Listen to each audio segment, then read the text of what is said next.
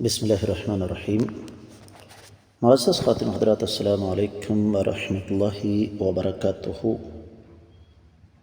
حدیث مبارکہ کے سبق میں آج ہم ایک نیا باب شروع کر رہے ہیں اور وہ ہے باب القسامہ۔ اب قسامہ کیا ہے یہ بھی ذہن میں رکھیے گا۔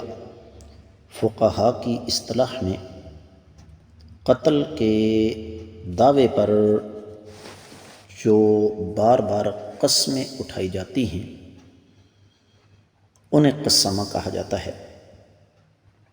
ایک آدمی قتل ہو گیا، گواہ کوئی نہیں، لیکن مقتول کے ورثاء اس بات پر متیقن ہیں، انہیں یقین ہے کہ اس کا اصل قاتل فلاں شخص ہے، اور وہ اس چیز پر پھر قسم اٹھاتے ہیں۔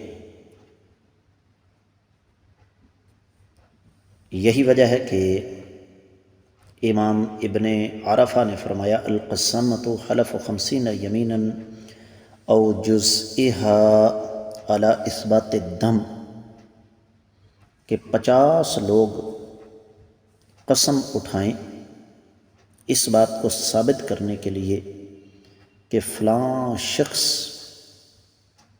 ہی دراصل قاتل ہے۔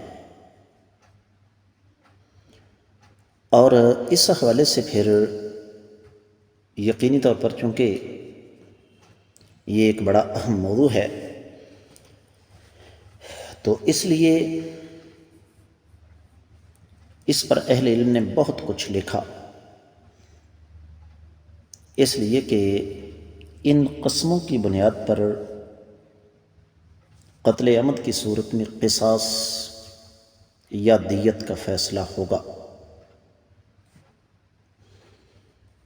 اس حوالے سے سیدنا عبداللہ بن زبیر، سیدنا عمر بن عبدالعزیز، امام مالک، امام ابو ثور، امام ابن المنذر، سیدنا معاویہ بن ابی سفیان، سیدنا عبداللہ بن عباس، سیدنا حسن بصری، امام اسحاق بن راہویہ، ان کا اگرچہ باہمی اختلاف ضرور ہے، لیکن جو بات یہاں سمجھنے والی ہے وہ یہ کہ قسامہ کا لفظی معنی میں نے آپ کو بتا دیا کہ یہ دراصل قسم سے ہے۔ دوسرے لفظوں میں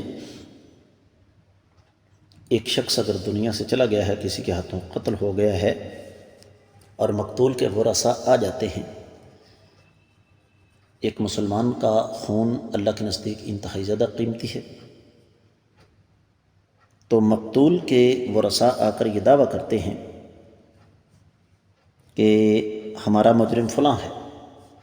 اب شریعت کا اصول ہے البینۃ علی المدعی، کہ دلیل ہمیشہ دعویٰ کرنے والے کے دل میں ہوتی ہے۔ اب ان کے پاس کوئی عینی شاہد نہیں ہے، آج کل تو خیر دیگر ذرائع بہت سارے ہیں، تو جب عینی شاہد نہ ہو، گواہ موجود نہ ہو، تو پھر ان سے قسمیں اٹھوائی جائیں گی جن کی مختلف تعداد حدیث میں ملتی ہے، تو یہ ہم انشاءاللہ آنے والی احادیث میں پڑھنے کی کوشش کریں گے۔